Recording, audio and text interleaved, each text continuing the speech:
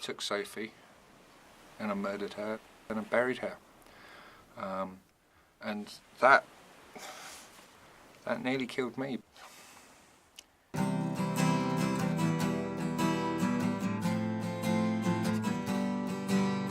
Tories robbing old folk blind, the poor, the ill, the none to kind. Fuel the myth of strong and stable, but there's no food upon your table. United fighting for what's right, out of the dark into the light. We'll raise the red flag, not the blue. Fight for the many and not the few. I'm not defined by what's between my legs. I'm defined by what's in my heart and between my ears. And for anyone to think that they know more about my identity than I do myself shows supreme arrogance. So here's all my vulnerabilities. Now what you can try and hurt me with.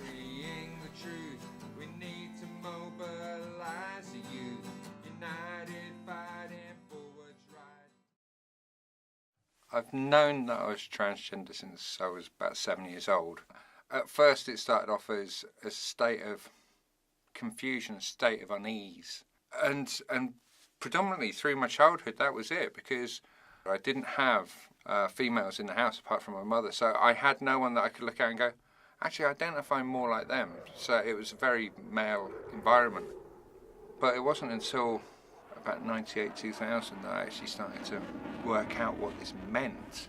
And at that point I realised that I had to transition. So I went to see the doctors and then I started on hormones.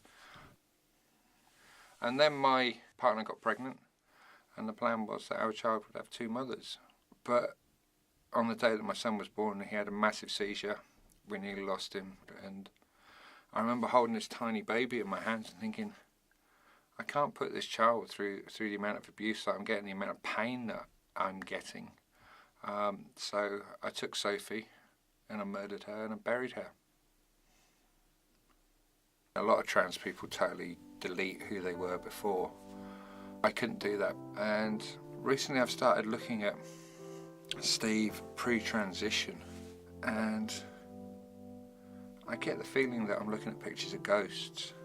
Not just because these people aren't here anymore, but because in a lot of ways I think they never were. It feels like he was a placeholder waiting for me to be here. Identity is made up of obviously your gender, your sexuality, your spiritual outlook on the world, your philosophical outlook on the world, your political outlook. All of these things contribute to who you are. And for most people, they have no idea that there's all these components that make up their identity because they've never had to examine it. I remember sitting there on the bus and looking out the bus window and thinking, should I wake up every day and think, yeah, I'm a woman? I don't do that, because the thing is, no one wakes up every day and goes, yeah, I'm a woman. Genetic women don't do that.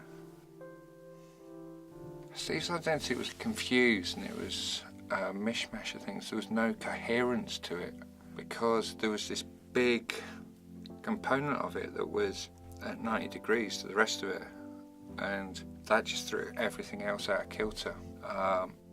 It was only when I actually transitioned and came out that final jigsaw piece just slotted into place, and then you could see the whole picture.